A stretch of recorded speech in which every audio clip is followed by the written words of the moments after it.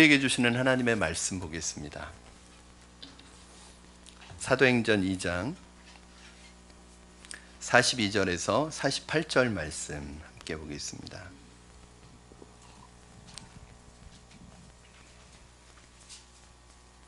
사도행전 2장 42절에서 47절까지 말씀을 오늘은 우리 한 목소리로 다 같이 읽도록 하겠습니다. 처음부터 끝까지. 사도행전 2장 42절입니다. 제가 가진 성경으로는 190쪽이 있습니다. 우리 같이 읽겠습니다. 시작. 그들이 사도의 가르침을 받아 서로 교제하고 떡을 떼며 오로지 기도하기를 힘쓰니라.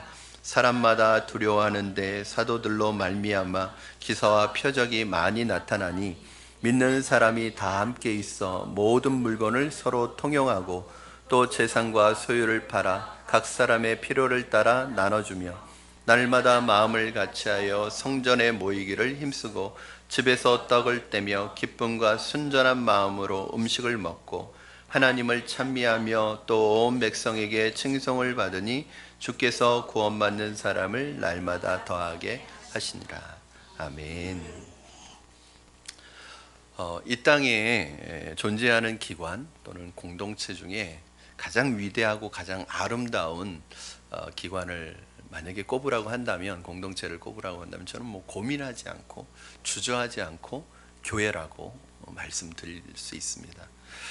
왜냐하면 교회야말로 이 세상과 하늘을 연결하는 유일한 곳이고, 교회는 주님께서 친히 세우셨고 지금도 주님께서 세워가시고 지금도 주님의 사역들을 현재도 이어가시는 곳이 바로 교회를 통해서 이어가시고 있습니다. 주님이 이 땅에 우리에게 구원을 주시러 오셨지만 주님의 목적, 주님이 이 땅에 오신 목적은 십자가를 통해서 우리에게 구원을 이루시기 위한 것이지만, 여전히 주님께서는 이 땅에 계시지 않지만 성령을 통해서 주님이 하셨던 그 모든 일들을 교회를 통해서 이루어가게 하시는데, 어떤 면에서 보면 저는 주님께서 구원을 이루기 위해서 오신 것이 주목적이지만, 다른 말로 하면 교회를 세우기 위해서 이 땅에 오셨다는 생각을 합니다. 왜냐? 주님께서 2000년 전 하셨던, 3년 동안 하셨던 그 사역들을 오늘날 교회가 하고 있기 때문에, 교회는 그 어떤 것과 비교되지 않는, 사람들의 입에 오르내릴 수 있는 그런 곳이 아니라 너무 위대하고 아름답고 거룩한 것이 바로 교회고 공동체입니다. 그러나 오늘날 교회의 현실은 어떻습니까?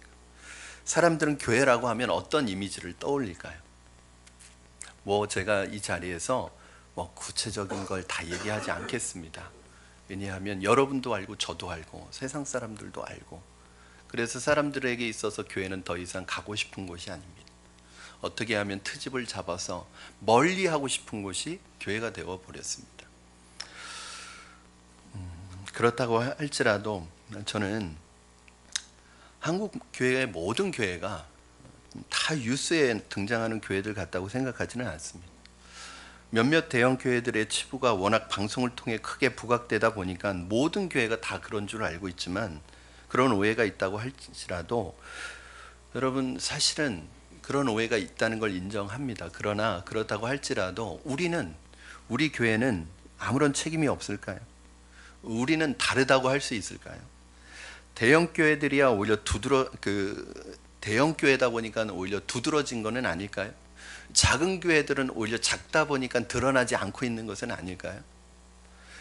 우리 교회는 그렇다 할지라도 이것을 말하기 전에 우리 교회는 우리 조국교회의 이러한 현실에 대해서 아무런 책임이 없을까? 여러분 곰곰이 생각해 보시고, 오늘 말씀을 통해서 우리가 누구를 뭐라고 비판할 수 없습니다. 사실은 누워서 침 뱉기입니다. 교회를 비판하는 일은 더 이상 얘기하고 싶지 않습니다. 왜냐하면 누워서 침 뱉기입니다. 그러면서 사실은 우리는 어떠냐는 거죠. 우리는 정말 교회다운 교회, 성도다운 성도로 지금 살아가고 있는가? 정말 우리가 한국 교회가 조국 교회의 현실이 이렇게 된 것이 우리에게는 아무런 책임이 없는가? 우리가 누군가에게 비난할 수 있는 자격이 있는가? 저는 그래서 우리 교회가 오늘 창립 7주년을 맞이하면서 우리가 처음 개척을 했을 때 세상의 소망이 되는 교회가 되자는 슬로건을 가지고 개척을 했습니다. 그리고 다른 교회가 되려고 몸부림쳤습니다. 그리고 지금도 몸부림치고 있습니다. 그러나 여전히 아쉬운 부분은 많이 있습니다. 우리 푸른나무 교회가 이곳에 이 땅에 서 있는 존재하는 이유가 무엇인지 다시 한번 되새겨보고 지난 7년보다 앞으로의 7년이 하나님 앞에서 하나님께서 기뻐하시는 교회로 세워져 갈 수 있도록 여러분 함께 뜻을 모아주시기를 주님의 이름으로 부탁을 드립니다. 그래서 교회다운 교회, 성도다운 성도, 이 땅의 빛과 소금의 역할을 감당하는 우리 푸른나무 교회와 성도님들 되시기를 주님의 이름으로 부탁을 드립니다. 그래서 이제 다음 주부터 우리가 말씀을 듣게 되는 산상수훈이 그래서 중요하고 의미가 있는 것 같아요. 이 산상수훈이라는 것은 바로 하나님 나라 백성의 삶의 방식을 우리가 배워나가는 것입니다. 교회다운 교회, 성도다운 성도를 말할 때 언제나 우리에게 모델이 되는 가장 닮고 싶은 교회가 있습니다. 그것이 바로 사도행전에 나타나는 바로 그 교회들입니다. 오늘 본문에는 예루살렘 교회가 대표적으로 나타나고 있는데 이 예루살렘 교회가 또 사도행전에 나오는 안디옥 교회를 비롯해서 여러 교회들의 모습이 결코 완벽하거나 완전해서 닮고 싶은 건 아닙니다. 이 지상에 있는 교회가 완벽하고 완전한 교회는 아무 데도 없습니다. 여러분들 그런 교회를 찾지 마세요. 그런 교회는 이 세상에 존재하지 않아요. 그런 교회를 찾고 싶으면 빨리 천국 가세요. 네. 그게 아니면 이 땅에 있는 교회는 완전한 교회는 없습니다. 다만 예루살렘 교회나 사도행전에 나왔던 그 교회들이 완전한 것은 아니지만 교회는 도대체 어떤 것이고 무엇을 하는 것이고 왜 존재하는지를 보여주기에는 충분하단 말이죠. 오늘 우리는 사도행전 교회 속으로 들어가려고 합니다. 그리고 그 교회의 모습을 살펴보고 그 교회가 오늘 우리 교회 안에, 우리 조국 교회 안에 이루어지기를 소망하는 시간이 되기를 바랍니다. 먼저 우리 42절 말씀 같이 한번 읽겠습니다. 42절 시작. 그들이 사도의 가르침을 받아 서로 교제하고 떡을 떼며 오로지 기도하기를 힘쓰니라. 이게 답니다. 이게 바로 교회가 가지고 있는 성도다운 성도, 교회다운 교회의 기본적인 베이스고 원리입니다. 자, 여기 보시면 세 가지가 나와요. 사도의 가르침을 받아. 두 번째는 서로 교제하고 떡을 떼고. 세 번째는 오로지 기도에 힘썼다. 그래서 사실은 이게 오해의 여지가 있는 게 오로지 기도에 힘썼다 그래서 기도 앞에만 오로지가 붙어 있어서 사도의 가르침을 받는 거나 교제하는 건 대충 하고 기도만 오로지 해라 이런 뜻이 아닙니다. 이거는 오로지 기도에만 힘쓴 게 아니라 이 오로지가 수식하는 것이 이 세 가지 다예요. 즉 오로지 기도에 힘썼다는 것은 기도에 헌신했다는 건데 기도에만 헌신한 것이 아니라 사도의 가르침을 받는 것에 헌신했고 성도의 교제를 하는 데 헌신했고 나머지 기도하는 데 헌신했다는 거예요. 여러분 이렇게 교회가 가지고 있는 바로 힘이었습니다. 제가 이 헌신이란 단어를 왜 붙였을까요? 이 단어에는 오로지 이 말에는 헌신이라는 의미가 담겨 있는데 헌신이라는 것은 뭐냐면 내가 해도 되고 안 해도 되면 할 수 없습니다. 적어도 헌신의 마음을 가져야 할 수 있는 게 있는 거예요. 이 세 가지 사도의 가르침을 받고 말씀의 가르침을 받고 성도의 교제를 하고 기도하는 거 이거 해도 되고 안 해도 돼요. 선택이면 이거 할 사람 없습니다. 기분 좋은 사람이나 합니다. 내 적성에 맞는다고 생각하는 사람이나 합니다. 그런데 그게 아니라 우리 그리스도인들은 교회다운 교회, 성도다운 성도가 되기 위해서는 이 세 가지의 어떤 마음을 가져야 헌신의 마음을 가져야 되는 거예요. 제가 교회를 개척하고 또 우리 교회를 세우는데 함께 헌신한 많은 분들이 있어요. 어저께 제가 밤에 우리 교회를 같이 개척했던 개척 멤버들한테 다 메시지를 돌렸어요. 지금 그분들 개척 멤버들 거의 없습니다. 우리 딱 두 가정이 있습니다. 우리 최근만 안솔 집사님 가정하고 우리 이은주 집사님 이렇게 두 가정이 있고요. 다 이제 본교회로 복귀하셨고 또 여러 가지 사정으로 인해서 또 나가게 되셨습니다. 근데 제가 그분들이 떠났지만 항상 마음속에 감사하는 마음을 가지고 있어요.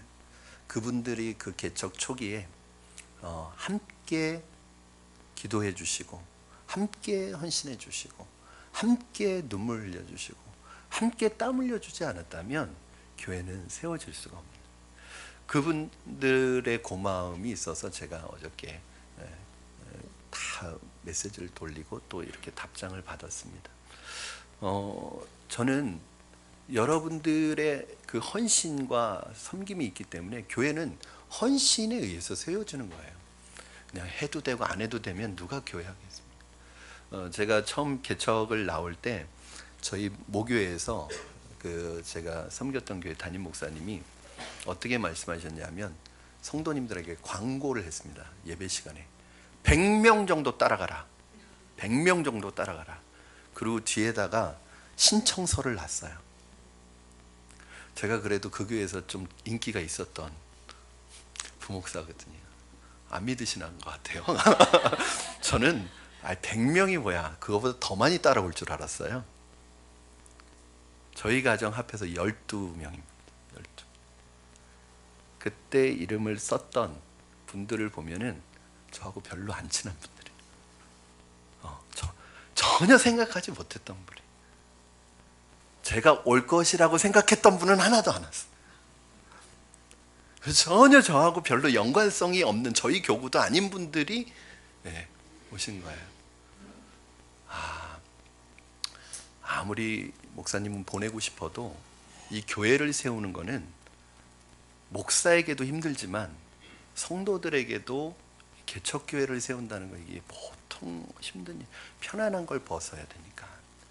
그리고 교회가 세워졌고 그분들의 헌신이 있었고 또 그 이후에 우리 여러분들의 헌신과 수고로 우리 교회가 지금 세워져 가고 있는 거예요. 여러분, 교회는 해도 되고 안 해도 되면 안 하는 쪽으로 가기 쉽습니다. 내가 신앙생활을요, 해도 되고 안 해도 되는 거면 신앙생활 대충 하게 됩니다. 내가 말씀의 가르침을 받고 또 성도와 교제하고 기도하는 일을 해도 되고 안 해도 되는 거면 안 하는 사람이 많죠. 여러분, 적어도 이것이 내 안에 열매를 맺고 뿌리가 내리기 위해서는 헌신의 마음 정도는 있어야 합니다. 오늘 본문에 보니까 우리가 닮아가고 싶은 바로 그 교회의 모습을 세 가지로 얘기하고 있습니다. 여러분이 다 아시는 내용이지만 한번 하나하나 살펴볼게요. 첫 번째, 우리가 닮고 싶은 교회, 사도의 가르침을 받는 교회입니다. 그들의 신앙생활은 말씀을 배우는 생활이었습니다. 성령을 체험하고 2장에서 성령님을 체험했어요. 은혜를 체험했어요. 그리고 이 사람들이 교회라는 공동체로 모이기 시작했는데 가장 먼저 해야 되는 게 뭐냐 하면은 바로 말씀의 가르침을 받는 거예요. 말씀을 배우는 거예요. 가르침을 받는 거예요. 여러분, 그렇지 않습니까? 성령을 체험했다고 하고 어떤 신앙적인 체험을 했다고 하는 많은 교회와 그리스도인들의 문제가 무엇입니까? 말씀을 배우지 않고 말씀 없이 어떤 영적 체험만을 추구하는 것입니다. 흥분은 있는데 뿌리가 없어요. 감정은 있는데 말씀이 없는 경우가 많습니다. 말씀이란 신앙의 뼈대와 같습니다. 신앙의 뿌리와 같습니다. 말씀의 가르침을 받지 않으면 언제든지 그 사람의 신앙, 저는 믿지 않습니다. 언제든지 흔들릴 수 있어요. 뭐 수십 년을 교회 다녔어도 말씀의 가르침이 없고 말씀의 뿌리가 없는 사람은 한순간에 넘어질 수 있어요. 여러분, 어디에나 새로운 사회, 새로운 공동체에 들어가면 그 공동체를 배우게 되어 있습니다. 군대에 들어가도 마찬가지입니다. 그렇죠? 군대에 저는 고등학교 졸업하자마자 20살에 바로 군대를 들어갔거든요. 그래서 제가 병장, 저는 35개월 근무를 했어요. 그래서 거의 3년을 근무를 했어요. 근데 병장으로 저는 15개월을 있었거든요. 근데 병장이 될 때까지도 저보다 나이 많은 사람들이 계속 제 쫄병으로 들어오는 거예요. 저 4살 많은 사람까지 쫄병으로 받아봤습니다. 그런데요, 그게 참 희한한 게 군대 오면은 나이가 많은데도 귀여워요. 신병으로 들어오면 그냥 나이가 막 밖에서는 굉장히, 저하고 4살 차이면 뭐 저는 이제 곧 고등학생을 벗어났고 그분은 이미 사회생활을 하거나 대학생활을 해서 저보다 한참 형이잖아요. 그런데 뭔가 어설프고 뭔가 어색하고 옷 입은 것도 굉장히 귀엽고 그런 거예요. 근데 나이가 어려도요, 군대에서 이 짬밥을 많이 먹으면 나이가 어려도 굉장히 어딘가 모르게 어른스럽고 위험이 있어 보이고 그래요. 그래서 군대에서는 나이를 다시 먹는 거거든요. 군대에 가면 군대에 적응할 수 있도록 군대에서 요구하는 그 매뉴얼이 있어요. 어떤 사회를 가든 그곳에서 요구하는 것이 있습니다. 내가 예수 믿고 구원받았으면, 내가 구원받고 교회라는 공동체에 왔을 때 그 말씀이 주시는 말씀의 매뉴얼이 있어요. 그런데 내가 그것을 받아들이지 못하면은 사실은 나는 신앙생활을 해도 계속 어려운 거예요. 어떤 분은 만나면은 굉장히 평범하고 뭐 사회적으로나 뭐 세상적으로 화려한 분도 아닌데, 어떤 분은 만나면 알맹이가 꽉 차 있는 분이 있어요. 뭔가 흔들림 없는 중심이 있는 분이 있고 말씀의 중심을 딱 가지고 있는 분이 있어요. 이분하고 얘기하다 보면 자꾸 말씀의 은혜가 내게 임하는 거예요. 성령 충만이 임하는 거예요. 같이 얘기하면서. 그런데 어떤 분은 세상적으로 참 화려한 스펙을 가지고 있고 참 많은 것을 가지고 있는데도 이분과 만나서 얘기하면 아무것도 없는 분이 있어요. 뭐냐면 말씀이에요. 말씀. 우리 교회가 말씀 중심으로 가려고 하는 이유도 여기 있습니다. 여러분의 삶에 말씀이 기준이 되고 철저하게 말씀의 인도를 받고 말씀 앞에 순종하는 사람들로 성장하도록 돕기 위한 것입니다. 그런데 이 말씀을 누구한테 배우느냐가 굉장히 중요합니다. 오늘 본문 말씀에서 이 초대교회 성도들은 누구에게 말씀을 받았어요? 사도의 가르침을 받았습니다. 사도의 가르침을 받았습니다. 누구에게 말씀을 배우느냐? 중요합니다. 어디서 배우느냐? 중요합니다. 부정적인 사람에게 말씀을 배우면 부정적인 사람이 됩니다. 어떤 사람은 성경 공부를 하는데 말씀을 가르치는데, 어떤 기관은 말씀을 가르치는 계속 부정적이에요. 말씀을 가지고 온통 말씀이 부정적이에요. 그래서 말씀으로 치는 독으로 사는 거예요. 제가 거기가 어디라고 얘기하지는 않았겠어요. 여기 가서 성경 공부를 하면요, 무조건 한국교회를 깝니다. 무조건 기존 성도들을 깝니다. 죄송합니다. 깐다는 표현을 써가지고 칩니다. 그러니까 이 성경 공부 마치면 그 교회에 있을 수가 없어요. 한국교회는 다 못된 교회고 다 나쁜 교회고, 한국교회 목사들은 다 나쁜 목사고, 그냥 그 성경 공부를 하면 그렇게 돼버려요. 그리고 자기들이 따로 교단을 만들어요. 여러분, 이런 데는 가면 안 돼요. 영원히 죽어요. 말씀 공부하는 게 아니라 영원히 죽는다니까요. 이단에게 배우면은 이단이 됩니다. 누구에게 배우느냐가 굉장히 중요해요. 말씀을 가르친다는 명목으로 유혹을 합니다. 마치 기존 교회에서는 경험할 수 없는 신비한 말씀을 전한다는 듯이 현혹합니다. 기존 교회에서 해석하지 못하는 부분을 비유로 풀어줍니다. 그러면 이미 이렇게 신비한 말씀이 있었구나, 그렇게 혹해버립니다. 여러분, 말씀을 공부할 때 주의할 점이 있습니다. 역사성을 벗어나거나 문맥을 벗어나서 말씀을 자꾸 비유로 풀어주는 데는 가시면 안 됩니다. 거의 이단일 확률이 많습니다. 성경에서 침묵하는 것은 우리도 침묵해야 합니다. 성경에 기록하지 않은 것은 왜 하나님께서 기록하지 않았겠어요? 그거 기록하지 않아도 되기 때문에, 그거 몰라도 되기 때문에 성경에 기록하지 않은 거예요. 그런데 이상하게 이단들은 성경에 없는 거를 풀어줘요. 성경에서 말하지 않는 부분을 풀어줘요. 그러면 어떤 마음이 들겠어요? 난 평생 교회 다녀도 이런 거 들어본 적이 없는데, 그런 얘기 듣겠죠. 여러분, 성경이 가라는 곳까지 가시고요, 성경이 멈춰야 됩니다. 성경이 기록하지 않았을 땐 기록한 이유가 있었을 것이고, 성경이 기록할 때는 반드시 필요한 것은 성경에 다 기록되어 있어요. 성경은 모든 것을 다 주워 담는 잡동사니나 백과사전이 아니에요. 성경은 구속사적인 관점에서 우리가 구원 얻는 데 필요한 구속사적인 역사와 구속사적인 사건들을 우리에게 제시해 주어서 우리로 하여금 구원에 이르도록 하는 책이에요. 그러니까 우리가 구원받는데 지금 성경이 부족하지 않아요.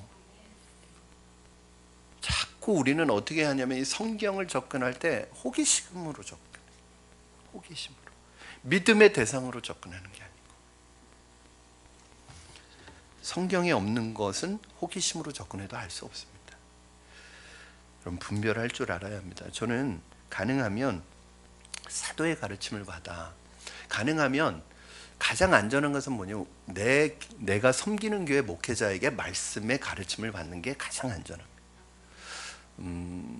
물론 우리 교회가 그런 말씀의 양육을 받을 수 있는 토양이 전혀 안 돼 있고 그냥 예배 외에는, 설교 외에는 아무런 말씀을 공급받을 수 있는 루트가 없다면, 그래서 갈급하다면, 그런 경우에는 담임 목회자에게 상담을 하고 허락을 받고 검증된 곳에서, 안전한 곳에서 성경 공부를 하는 건 좋습니다.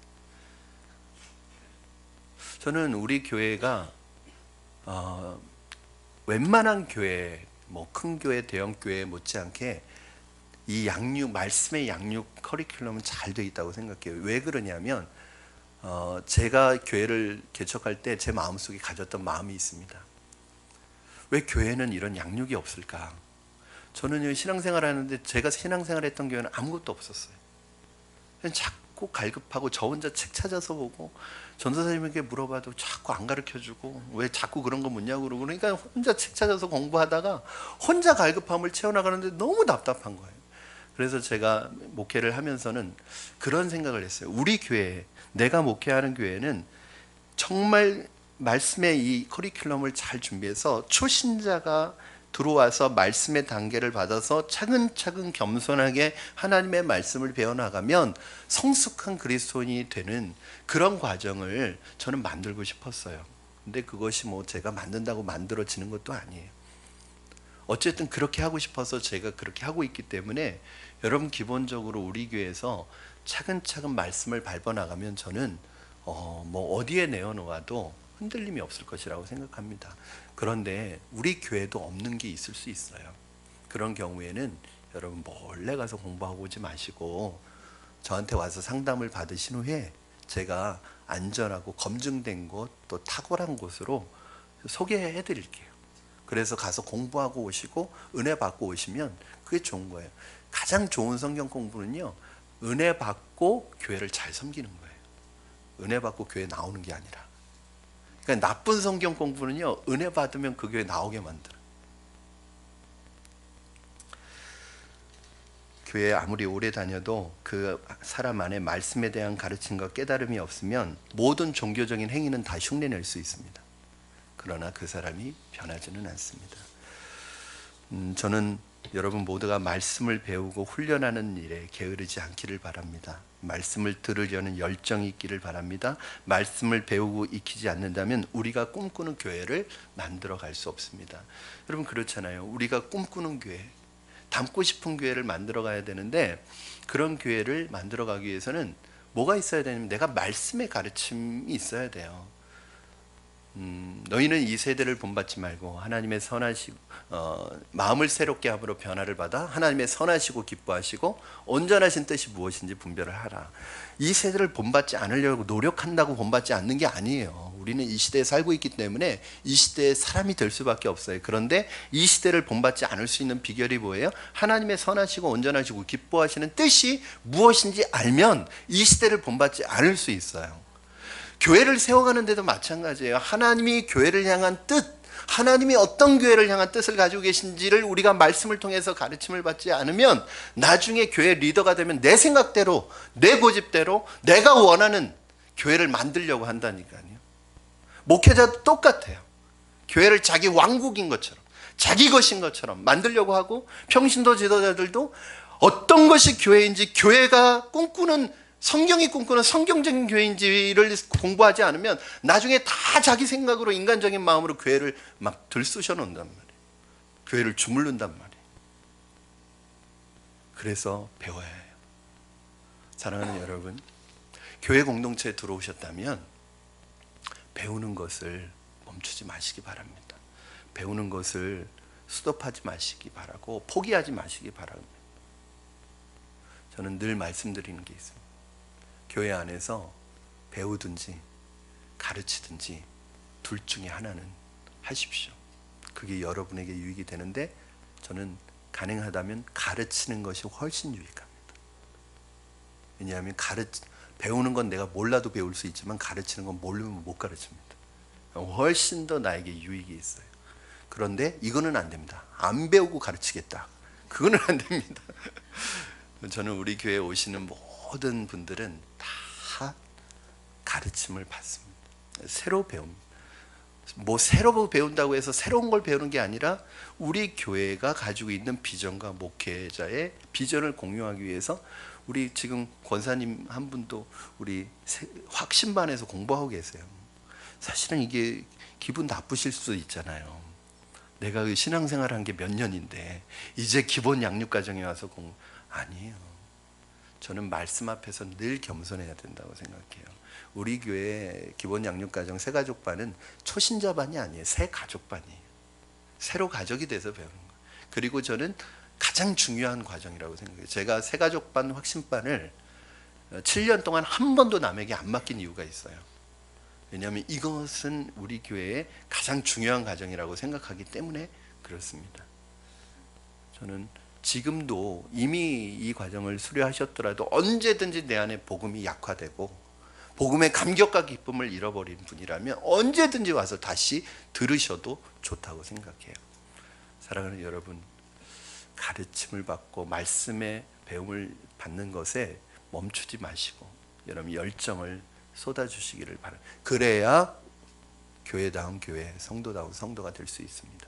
두 번째는 성도 간의 교제입니다. 오늘 42절에서 초대교회 성도의 신앙생활의 두 번째 요소를 이렇게 얘기합니다.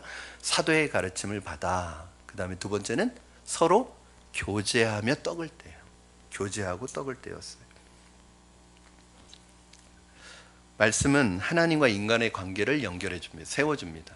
교제는 인간과 인간을 세워줍니다. 짧은 시간에 수많은 사람들이 공동체 안에 들어왔습니다. 이 많은 사람들이 학력, 배움의 정도도 다르고 기질도 다르고 배경도 다르고 모든 지역, 살아왔던 지역들도 달랐던 정말 천차만별인 사람이 하루아침에 예루살렘 교회 공동체 안에 들어왔을 때 이 사람들이 얼마나 많이 부딪혔겠어요. 그렇죠? 어떻게 이 사람들이 교제가 가능하죠? 어떻게 교제가 가능하죠? 이게 바로 초대교회의 비밀이에요. 우리 주님을 믿는 사람들이 한 공동체 안에서 교제하는 것은 말씀을 배우고 말씀의 가르침을 받는 것만큼 중요합니다. 교회에 와서 먼저 구원받고 거듭나고 성령 받는 일은 참으로 중요합니다. 그러나 꼭 해야 되는 일이 교제권 속으로 들어와야 합니다. 크리스천임에도 불구하고 교제권 안에 들어오지 않으면 외로워집니다. 고독해집니다. 그것은 하나님의 방법이 아닙니다. 그러므로 여러분이 성령의 아름다운 교제권 속에 적극적으로 들어오시기를 부탁을 드립니다. 마치 양무리에서 이 무리에서 양이 이탈되면은 이 짐승의 타겟이 됩니다. 그러니까 약한 짐승들은 항상 무리를 지어서 다니는 이유가 그게 자기를 보호하는 방법이에요. 그런데 여러분 동물의 왕국이나 이런 데 보면은 누가 항상 이 짐승의 맹수의 타겟이 돼요? 뒤떨어져 있거나 무리에서 떨어지는 애는 여지없이 타겟이 됩니다. 영적인 원리도 똑같습니다. 교제권 안에, 교회 공동체 안에 내가 소속돼 있고 들어와 있고 교제를 나누지 않으면 항상 사탄의 시험거리의 대상이 됩니다. 사탄이 계속 왜냐하면 그 공격이 공동체 안에 또 교제권 안에 들어있으면 아무 문제도 아니에요. 같이 기도하고 같이 나누고 함께 기도하고 함께 싸워나가면 그건 아무 문제도 아닌데 혼자 있으면 아무렇지도 않은 것도 시험에 들어요. 아무것도 아닌 것도 시험에 들고 예배를 드리고 은혜를 받아도 그 은혜에 대한 열기가 오래가지 않아요. 은혜가 오래가지 않아요. 사랑하는 여러분, 공동체 안에서 교제는 아름답고 소중한 것입니다. 이것에 진정한 치유와 회복이 있습니다. 우리 44절에서 45절 말씀 같이 한번 읽어보겠습니다. 시작. 믿는 사람이 다 함께 있어 모든 물건을 서로 통용하고 또 재산과 소유를 팔아 각 사람의 필요를 따라 나눠주며. 아멘. 초대교회 공동체 안에 이런 사랑의 나눔이 있었는데 자기 물건을 자기의 것으로 고집하지 않고 공동체와 다른 지체들을 섬기라고 주신 하나님의 도구라고 생각했다는 거예요. 여러분 이런데 이런 공동체에 들어가고 싶지 않겠습니까? 저는 우리 푸른나무 교회가 이런 공동체가 되기를 주님의 이름으로 축원합니다. 초대교회가 나눴던 교제 중에 가장 중요한 교제가 뭐냐면 서로 떡을 뗐다 이렇게 얘기합니다. 이 떡을 뗐다는 게 무슨 의미일까요? 이거를 어떤 분은 성만찬으로 보시는 분도 있어요. 그래서 이 요소를 네 가지로 봅니다. 사도의 가르침을 받아, 두 번째가 서로 교제하며, 그 다음에 세 번째가 떡을 떼며 네 번째가 기도에 힘썼다. 그래서 이 네 가지로 보면서 이것을 성만찬으로 보는데 저는 좀 의견이 다릅니다. 이거는 교제하고 같이 묶어서 봅니다. 저는 사도의 가르침을 받고 서로 교제하며 떡을 떼고 그 다음에 세 번째는 기도하기 힘썼다. 왜? 이 떡을 뗀다는 게 무슨 의미냐면 여러분 그 사람들은 우리 같이 밥을 먹는 사람들이 아니에요. 빵을 먹습니다. 빵을. 주식이 빵이에요. 그렇죠? 그러니까 여기 번역이 떡이 아니에요. 우리는 오늘 떡 먹지만 사실은 그 사람들은 떡 안 먹어요. 빵을 먹어요. 그런데 이걸 번역을 떡으로 한 거예요. 제가 파키스탄에 갔을 때 보니까 이 화덕에다가 이 안쪽에다 반죽을 해가지고 붙여놓더라고요. 그러면 이게 부풀어 올라서 빵이 되는 거예요. 그것이 그 사람들이 먹는 거예요. 그러니까 이 사람들이 모일 때마다 떡을 뗐다는 것은 모일 때마다 뭐 했다는 거예요? 서로 애찬했다는 거예요. 애찬. 식사를 한 거예요. 식탁 교제를 한 거예요. 초대교회는 먹기 위해서 모이지는 않았습니다. 그러나 모이면 먹었습니다. 이게 굉장히 중요한 거예요. 그래서 말씀의 가르침을 받는 것만큼 중요한 게 뭐냐면 교회에서는 식사하는 거예요. 식사. 불편한 사람하고 식사 못합니다. 식사는 나하고 편한 사람하고 합니다. 그러니까 식사하는 사람이 진짜 친한 사람이죠. 불편한 사람하고 식사하면 다 체하잖아요. 그렇죠? 제가 전에는 우리 성도님들이 새로 등록하면은 제가 항상 같이 식사를 했거든요. 근데 한 1년 전인가 제가 등록을 한 성도님 앞에서 식사를 하는데 식사를 못 하시는 거예요. 그래서 아니 왜 이렇게 밥을 못 드시냐고 그랬더니 불편해서 그러니까 담임 목사가 앞에 딱 지키고 앉아서 그 밥을 먹고 같이 얘기를 하니 이 처음 교회 오신 분은 여러분은 안 그러시겠지만 처음 교회 오신 초신자는 이 담임 목사하고 굉장히 거리감이 있다고 생각을 하는데 같이 앞에서 밥을 먹으려니까 이 밥이 안 넘어가는 거예요. 그래서 제가 실수한 거예요. 내 생각만 했구나. 그래서 다음부터는 새가족이 오시면 제가 식사 안 합니다. 우리 새가족 팀에서 같이 식사하라고 그러고 나중에 저는 그냥 차나 한 잔 이렇게 하면서 또 여기 안에서 만나는 과정을 가져도 직접 식사를 안 합니다. 왜냐하면 체하세요. 저는 교회가 서로 사실은 이 식탁 교제라는 것은 나하고 편한 사람이 하는 것인데 초대교회는 서로 친하지 않은 사람들이 교회 안에서 식사를 하면서 친해지는 거예요. 그리고 그 식사를 통해서 믿음을 갖게 돼요. 저는 우리 교회가 2층에서 만나홀에서 식사를 하고 있으면 굉장히 좁아요. 여기 사실은 한 번에 다 식사하기가 어렵습니다. 그래도 저는 저 공간이 있는 게 얼마나 감사한지 몰라요.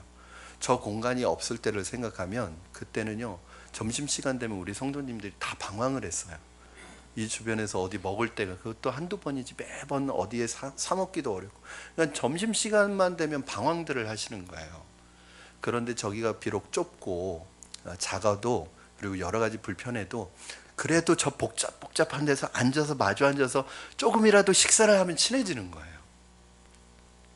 저도 교회에 저 식사할 만한 곳이 없을 때는 예배를 끝나고 나면 성도님들이 다 가버리시니까 예배 때 얼굴 보고는 얼굴을 못 보는 거예요.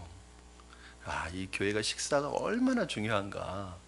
식사하러 모이는 곳은 아니지만 모이면 식사하는 게 그런 말도 있잖아요. 저는 교회 생활 시작하면서 늘 들어왔던 얘기가 먹는 게 없는 모임은 가지도 마라. 뭐 이런 말을 늘 들어왔거든요. 그만큼 먹는 게 중요한 거예요.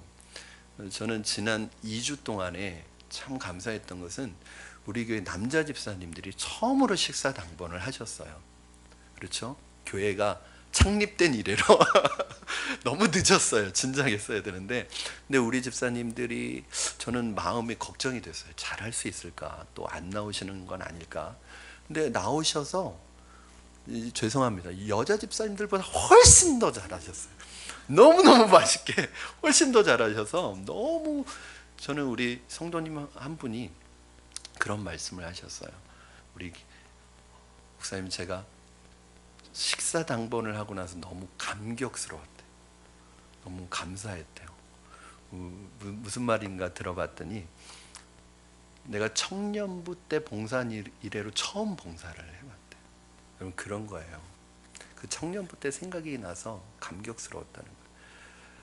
그럼 봉사가 얼마나 감격스러운 것입니까? 얼마나 감사한 거예요. 우리 남자 집사님들이 이렇게 그러면서 제가 이 말씀 드리려고. 사실은 오랫동안 봉사를 안 하셨으니까 그런 모임이 나온다는 게 되게 쑥스럽고 되게 불편할 수 있잖아요. 어색하고. 그래서 처음엔 그런 마음 때문에 좀 망설여졌는데, 나와서 사실은 그 식사당번 봉사하면서 얘기하고 교제를 하게 됐다는 거. 이게 교회가 필요한 거죠. 그래서 너무너무 좋아하셔서 저는 기대가 큽니다. 우리 남자 집사님들. 네, 반찬을 그렇게 맛있게 하세요. 그래서 기대가 되고, 이게 교제죠. 교회가 서로 공동체 안에서 서로 봉사하고 서로 섬기고 서로 나누면서 하나가 되어가는 이런 과정이 없다면 교회가 세상의 조직과 다른 게 무엇이 있겠습니까? 세 번째는 기도의 능력을 가진 교회입니다. 초대교회 크리스찬들이 본받아야 될 신앙의 모델은 바로 그들이 기도에 헌신했다는 거예요. 그들의 모임은 시작도 기도였고 결론도 기도였습니다. 이 사람들은 하나님의 말씀을 받고 성령의 교제를 나누고 음식도 나누는데 그것으로 끝난 것이 아니라 기도하는 일에 헌신했습니다. 여러분, 기도는 어머니의 탯줄과 같습니다. 여자가 아이를 잉태하면 그 아이는 엄마 뱃속에서 독립적으로 자라는 것이 아니라 엄마의 탯줄에 연결되어서 아이의 생명은 전적으로 엄마에게 의존해서 자라게 됩니다. 마찬가지로 우리가 예수 그리스도를 믿고 난 이후에는 우리는 주님과 탯줄로 연결되어 있어서, 영적인 탯줄로 연결되어 있어서 전적으로 우리 독립적으로 스스로 자라는 것이 아니라 철저하게 주님의 의지에서 자라가고 성장하게 되어 있습니다. 그런데 그 탯줄이 뭐예요? 이게 바로 기도예요. 기도. 그러므로 내가 기도하지 않는 것은, 오늘날 교인과 교회들의 문제는 뭐냐면 기도하지 않고도 신앙생활 잘할 수 있다고 생각하는 거예요. 기도하지 않고도 하나님의 일을 한다고 생각하는 거예요. 절대로 그럴 수가 없습니다. 왜냐하면 기도는 선택이 아니라 필수예요. 오늘 우리의 신앙생활 속에 가장 약화되어 있는 것이 어쩌면 기도인지도 모르겠습니다. 이것은 마치 숨쉬지 않고 살아있기를 바라는 것과 같습니다. 내 삶에 일어나는 모든 문제를 해석해내는 그 힘이 어디에 있냐면 저는 기도에 있다고 생각해요. 내 삶에 일어나는 그 수많은 문제들에 대한 해석이 기도에 있는데, 우리가 말씀과 기도를 통해서 하나님으로부터 오는 지혜를 얻지 않으면 그 모든 문제들이 다 나의 걱정거리가 되고 염려거리가 되고 그것이 스트레스가 돼서 나를 짓누르는 거예요. 그러나 우리가 기도하기 시작하면 상황은 변하지 않을 수 있습니다. 환경은 그대로일 수 있어요. 그런데 그 상황과 환경을 해석하는 지혜가 생겨서 내 마음속에 위로가 되고 내 마음속에 평안이 오고 내 마음속이 든든해지는 거예요. 상황이 바뀌지 않았어요. 환경이 바뀌지 않았어요. 단지 나는 기도했을 뿐인데 그 기도 속에서 그 상황과 환경을 해석하기 시작하는 거예요. 그러니까 내 마음이 평안이 와요. 우리 빌립보서 4장 6절 7절 말씀 한번 여러분 같이 보시겠습니다. 시작. 아무것도 염려하지 말고 다만 모든 일에 기도와 간구로 너희 구할 것을 감사함으로 하나님께 아뢰라. 그리하면 모든 지각에 뛰어난 하나님의 평강이 그리스도 예수 안에서 내 마음과 생각을 지키시리라. 아멘. 여러분, 기도할 수 있는데 왜 걱정하십니까? 기도할 수 있는데 왜 염려하십니까? 내가 기도 안 하니까 염려가 되는 거죠. 걱정이 되는 거죠. 여러분, 기도하지 않으면 작은 문제도요 이만한 문제로 보입니다. 산 같은 문제로 보여요. 작은 돌멩이 하나도 바위 덩어리처럼 보입니다. 그런데 기도하면 바위 덩어리도 조약돌처럼 보여요. 문제가 없어지는 건 아니에요. 보는 관점이 달라지는 거예요. 마음속에 평안이 오기 시작해요. 사랑하는 여러분, 여러분이 기도하실 때 교회다운 교회, 성도다운 성도가 되신다는 사실을 기억하시기 바랍니다. 기도를 포기하지 마세요. 기도를 멈추지 마세요. 기도는 선택이 아니라 필수입니다. 여러분의 생명줄입니다. 이거 놓치면 안 됩니다. 말씀을 배우는 일, 성도의 교제와 떡을 떼는 것, 기도에 힘썼던 것, 이 단순한 간단한 내용이 모든 교회와 크리스찬의 모임의 원형이 됩니다. 이게 돼야 돼요. 이게 되면 그 다음부터 이것이 우리의 신앙생활이고 교회 생활인데, 이것이 되면 그 다음부터 나타나는 일들이 있습니다. 그게 무엇이냐면 바로 43절 말씀이에요. 우리 43절 같이 읽겠습니다. 시작. 사람마다 두려워하는데 사도들로 말미암아 기사와 표적이 많이 나타나니. 아멘. 여러분, 우리가 교회 부흥이나 세상을 바꾸는 것이 우리의 목적이 돼서는 안 됩니다. 중요한 건요, 세상을 바꾸기 전에 나를 바꿔야 돼요. 나도 못 바꾸는데 무슨 세상을 바꿉니까? 여러분 생각해요. 나도 설득을 못 시키는데 누굴 설득을 시켜요? 나도 내가 나를 못 바꾸는데 내가 누구를 변화시키고 세상을 변화시킨다고? 말도 안 되는 소리입니다. 그러니까 세상을 변화시키겠다는 목표를 갖지 마세요. 그건 내가 하는 게 아니에요. 뭘 해야 돼요? 교회가 사도의 가르침을 받고 성도가 정말 주 안에서 정말 아름다운 교제를 나누고, 그 다음에 기도에 헌신할 때 그 안에서 생명력이 꿈틀거리기 시작하면서 이것이 어떻게 되면 밖으로 퍼져나가기 시작하는 거예요. 영향력은 먼저 내 안에 생겨야지 영향력이 밖으로 뻗어나가죠. 나 안에는 나를 변화시키는 영향력이 없는데 아무런 사람에게도 영향력을 미치지 못합니다. 그렇게 되니까 초대교회가 사도의 가르침을 받고 성도 간의 교제가 있고 기도에 헌신하니까 어떤 일들이 생겨요? 사람들이 두려워하기 시작해요. 사람들이. 이것은 믿는 사람들을 보면서 공포에 떨고 무서워했다는 얘기가 아니에요. 저 사람들 도대체 뭐지? 왜 다르지? 왜 어렵고 힘든데 저 사람들은 표정이 다르지? 저 사람들에게도 똑같이 고난이 있고 힘듦이 있고 아픔이 있고 고통이 있는데 나는 그것 때문에 죽을 것 같은데 왜 저 사람들의 눈에는, 저 사람들의 얼굴에는, 저 사람들의 입가에는 평안함이 있지? 이게 무서워지는 거예요. 두려워지는 거예요. 여러분, 초대교회에 그 성도들이 콜로세움에 끌려가서 그 사자의 밥이 돼서 죽어가는 걸 즐기려고 이 로마 사람들이 그 극장 안에 가득 찼는데, 이 사람들이 죽어가면서 살려달라고 막 부르짖기를 구경하려고 그러는데 이 성도들이, 크리스찬들이 죽어가면서 찬송을 부르는 거예요. 하늘 가는 밝은 길. 그러니까 이 사람들이 무서운 거예요. 무서운 거예요. 그 모습을 보면서 두려워지는 거예요. 그리고 그 사람들이 예수 믿기 시작하는 거예요. 저 사람들 안에는 뭐가 있는 거지? 여러분, 스데반이 돌 맞아서 죽어가는 현장 속에 누가 있었냐면 사도 바울이 있었거든요. 돌 맞아서 죽어가는데 스데반이 뭐라고 그러면, 하나님, 저들이 자기가 무슨 짓을 하는지 모릅니다. 저들을 용서해달라고 예수님이 했던 기도를 하는 거예요. 그 모습을 사도 바울이 옆에서 지켜보는 거예요. 그때는 그것도 보이지 않았는데 사도 바울의 마음속에 이 스데반의 죽는 장면이 항상 마음에 남아있는 거예요. 여러분, 그게 사람을 바꾸는 거예요. 세상이 여러분을 두려워합니까? 아니면 여러분이 세상을 두려워합니까? 세상은 여러분을 향해서 무서워합니까? 아니면 우리를 향해서 우습게 봅니까? 저는 교회가, 우리 크리스찬이 절대 세상의 웃음거리가 돼서는 안 돼요. 그거는 내 개인의 명예가 아니에요. 나는 웃음거리가 돼도 돼요. 나는 욕을 먹어도 돼요. 그런데 나 때문에 하나님의 영광이 땅에 떨어진다면 우리는 그러면 안 돼요. 어렵지 않아요. 내가 세상에 살지만 내가 교회라는 정체성만 회복하면 됩니다. 왜? 그거를 안 가르쳐줬어요. 그냥 교회 다니면 무조건 축복받고 복받는 줄 알았어요. 교회 다니면 사업 성공하는 줄 알았어요. 교회 다니면 모든 게 잘 될 거라고 생각했어요. 그렇지 않아요. 교회 다녀도 어려움이 와요. 고난이 와요. 시련이 와요. 그런데 우리의 다른 점은 뭐예요?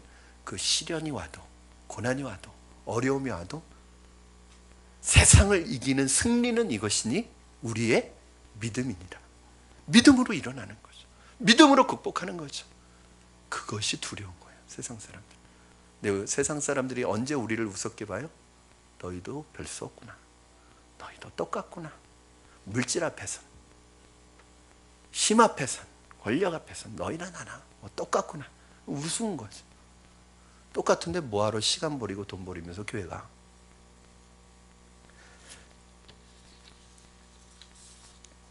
여러분, 우리에게는 다른 무기 없습니다. 세상의 무기와 권력과 돈과 세상의 세력 없습니다. 우리에게 있는 건 하나님뿐입니다.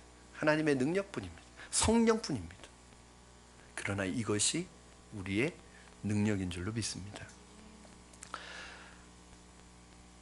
초대교회에 놀라웠던 일은 기적과 능력이 나타나기 시작했다는 거예요. 기사와 표적이 사도를 통해서 나타나는, 이게 교회입니다. 저는 여러분, 우리가 믿는 하나님이 2000년 전에 초대교회 성도들이 믿었던 하나님과 다른 하나님이 아니라면, 우리 안에 와 계신 성령님이 2000년 전에 초대교회 성도들의 마음에 왔던 그 성령님과 다른 분이 아니라면, 저는 오늘날도 여전히 우리에게 능력이 나타날 줄로 믿습니다. 그게 교회예요. 여러분, 이거 어디 세미나 가서 하겠어요? 학교 가서 배우겠어요?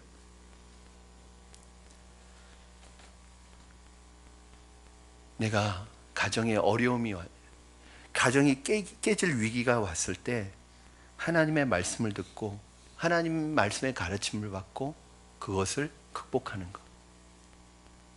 미워하던 사람이 말씀을 듣고 서로 화해하고, 죽으려 했던 사람이 하나님의 말씀의 은혜를 받고 다시 새로운 삶의 소망을 갖는 것. 내가 다시 살아야겠다고 생각하는 것. 내가 가정을 지켜야겠다고 생각하는 것. 이것이 바로 능력이죠. 영적으로, 육적으로, 정신적으로 병들고 아픈 분들이 교회에 와야 돼요. 어떤 분이 그러시더라고요. 목사님, 제가 아는 사람이 있는데 아파요. 좀 기도해 주세요. 교회 오라고 그랬어요. 제가 기도해 줄 테니까 교회 와서 기도 받으라고 그랬어요. 왜요? 기도해 줬는데 그러면 교회 와서 그거 혼자는 안 줄 안다고요. 교회 와서 기도 받으라고 그랬어요. 왜요? 제가 능력이 있건 전혀 그렇죠. 저는 그런데 은사도 없습니다. 저는 말씀만 전하는 사람이에요. 그런데 믿음으로 기도하면, 주님의 이름으로 믿음으로 기도하면 낫더라고요. 그게 제 힘이고 능력일까요? 교회의 힘이고 교회의 권위고 교회의 능력이죠. 교회의 이름을 가지고 기도하는 거죠. 그럼 교회는 그런 곳입니다. 교회는 우스운 곳이 아닙니다. 세상 사람들이 이렇게 교회를 우습게 여긴다고 해서 여러분들조차도 교회를 우습게 여기면 안 됩니다. 교회는 사이즈와 상관없이 아무리 작아도 교회는 교회입니다. 주님이 핏값을 주고 사신 곳입니다. 그 교회는 여전히 오늘날에도 위대하고 아름답고 하나님의 대리자고 하나님의 일들을 감당하는 유일한 곳입니다. 46절 47절 말씀 읽고 말씀을 마무리하겠습니다. 같이 읽겠습니다. 시작. 날마다 마음을 같이하여 성전에 모이기를 힘쓰고 집에서 떡을 떼며 기쁨과 순전한 마음으로 음식을 먹고 하나님을 찬미하며 또 온 백성에게 칭송을 받으니 주께서 구원받는 사람을 날마다 더하게 하시니라. 아멘. 예루살렘 초대교회 성도들은 날마다 한 마음으로 성전에 모였대. 누가 시킨 게 아닙니다. 자발적으로 좋아서 모인 거예요. 얼마나 좋았으면 매일 모였을까요? 은혜가 충만한 교회는 자주 모입니다. 교회 프로그램이 있어서 모이는 게 아니에요.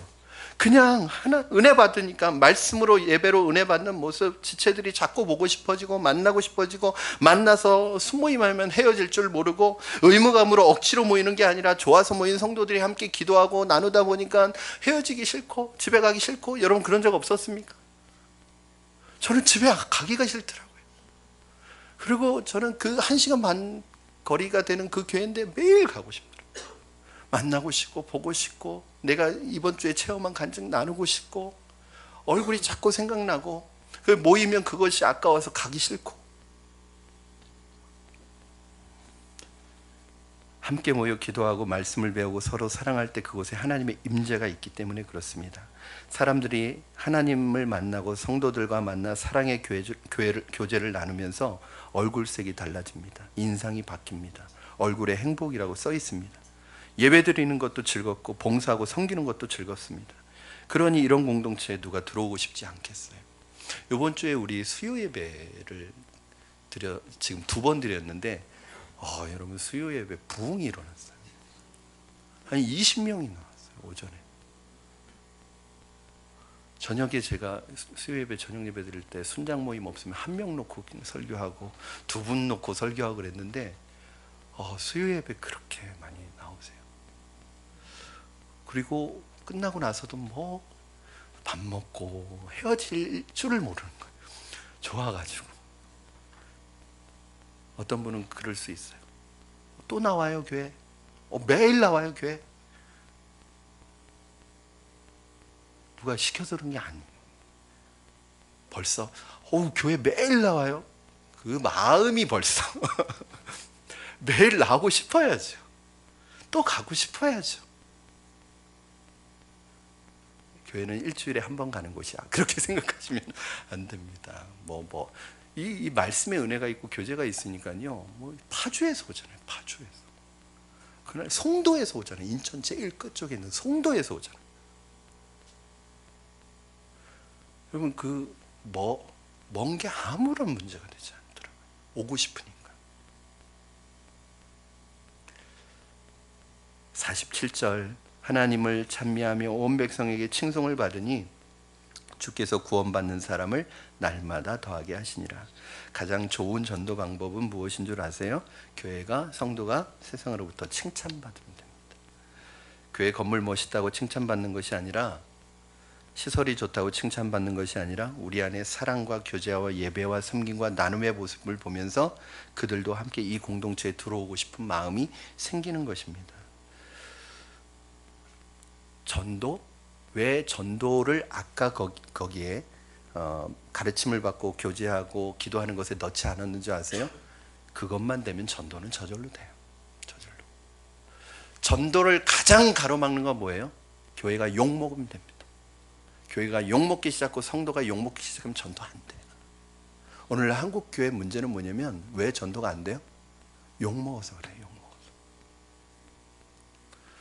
저는 우리 푸른나무 교회 성도님들이, 또 우리 푸른나무 교회가 적어도 이 지역에서는, 신정동, 목동, 이 양천구 지역에서만, 적어도 이 지역에서는 칭찬받는 교회가 되기를 주님의 이름으로 축원합니다. 그래야 돼요. 그리고 여러분들이 그렇게 살고 계시고, 그래서 감사해요. 저는 이 주변에 가면, 저는 한 번도 보지 못했던 목사님들인데, 그리고 처음 보는 목사님들인데 우리 교회 얘기를 참 많이 하세요. 푸른나무 교회를 얘기를 많이 하세요. 산돌교회에서도 푸른나무 교회가 많이 이렇게 알려져 있어요. 푸른나무 교회는 아이들이 많고 성도들이 부흥하고, 제가 이 양천구에 있는 몇 교회에서 벌써 얘기를 들었어요. 심지어는요, 저희 교회 성도님들이 아닌데 제 사택을 알고 있어요. 무서워요. 여기 앞에 있는 새벽별 신성교회 성도들이 여기는 푸른나무 교회 목사님 사택이라는 걸 알고 있어요. 저는 무서워요. 제가 그 이유를 설명해 봤어요. 어저께 저희 집사님이, 여러분 2층 페인트 칠 다 어제로 마무리가 됐습니다. 집사님 나와서 페인트 칠도 열심히 섬겨주셨는데, 우리 양태영 집사님께서 그렇게 섬겨주셨는데, 집사님이 어디를 가시든 교회 자랑을 그렇게 하신대요. 우리 교회 같은 교회 없다고. 제가 보니까 우리 성도님들이 다 그러신 것 같아요. 어디 가서든 교회 자랑을 너무 많이 하시고, 그러니까 다들 그런데, 우리 성도님들은 너 이단 다니냐? 다 그런 얘기를 한대요. 너무 사람이 변해서 그렇게 하니까. 저는 여러분, 그것이 부흥의 힘이라고 생각해요. 저는 여러분이 세상으로부터 칭찬받는 그런 성도님이 되시기를 바라고, 우리 교회가 그런 교회가 되기를 주님의 이름으로 축원합니다. 아멘. 자, 우리 이 시간에 함께 찬양하고, 시간 다른 때보다 한 5분 정도 늦었지만 이 찬양 꼭 부르고 싶어요. 정말 우리 교회가 이런 교회가 되게 해주세요 라고 가만히 있는 게 아니라, 이런 교회를 우리 함께 만들어 갔으면 좋겠습니다. 같이 찬양하겠습니다.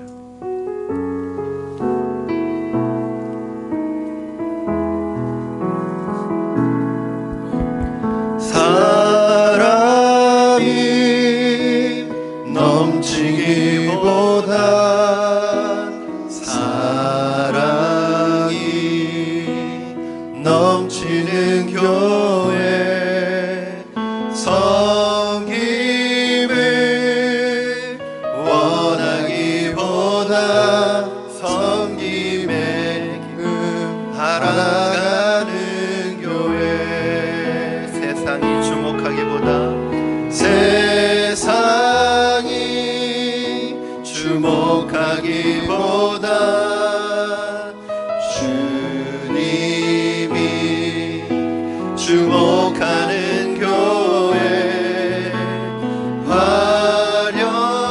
화려한 겉모습보다 중심이 주를 향한 교회. 주님이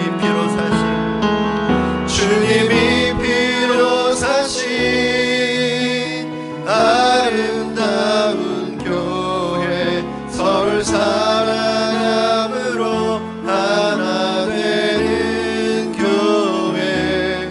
주님이 머리 되신 거룩한 교회, 우리 함께 만들어 가요. 내 작은 생각보다도, 내 작은 생각보다도 하나 되매 소중함 하는 교회. 세상에 알려지기보다 서로가 서로를 깊이 아는 교회. 주님이 피로 사신 아름다운 교회, 서로를 사랑함으로 하나 되는 교회. 주님이 머리 되신 거룩한 교회, 우리 함께 만들어 가요. 우리 이 시간에 같이 주신 말씀 붙들고 기도하실 때 먼저는 여러분 하나님 앞에 감사했으면 좋겠습니다.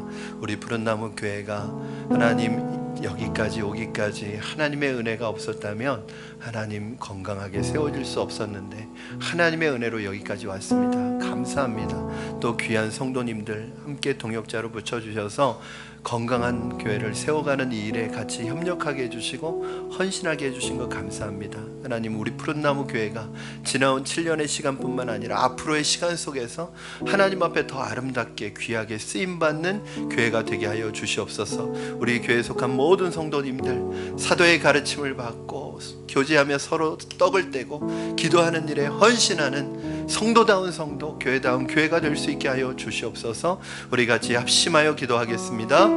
살아계셔서 역사하시는 하나님 아버지, 주님의 은혜를 감사합니다. 오늘 하나님 우리에게 주신 하나님의 은혜가 놀랍습니다. 하나님의 은혜가 아니었다면 여기까지 올 수 없었습니다. 기름 부어주시고 은혜 주셔서 우리 푸른나무 교회가 아름다운 교회로 세워지게 하여 주시고 지금까지 하나님 지나왔던 시간만큼이나 앞으로의 시간들 속에서도 하나님의 붙드심과 은혜 가운데 믿음으로 세워지기를 원합니다. 건강한 교회로 세워지기를 원합니다. 그리하여 성도들이 우리 교회를 통하여 영혼의 기술 들며 하나님 상처가 치유받고 회복되며 하나님의 은혜 가운데 들어가는 교회가 될 수 있도록 주님 축복하여 주시고 역사하여 주시고 인도하여 주시옵소서. 기름 부어 주시옵소서. 우리 성도들이 그런 교회가 되게 하여 주시옵소서. 이런 교회가 되게 하여 주시옵소서. 기름 부어 주시옵소서. 아버지 하나님 감사합니다. 초대교회에 있었던 이 교회가 오늘 우리 시대에 우리 푸른나무 교회 또 우리 조국 교회에 이루어지게 하여 주시옵소서. 예수님의 이름으로 기도합니다. 아멘. 우리 다 같이 자리에서 일어나셔서 하나님 앞에 봉헌 찬양과 예물 드리겠습니다.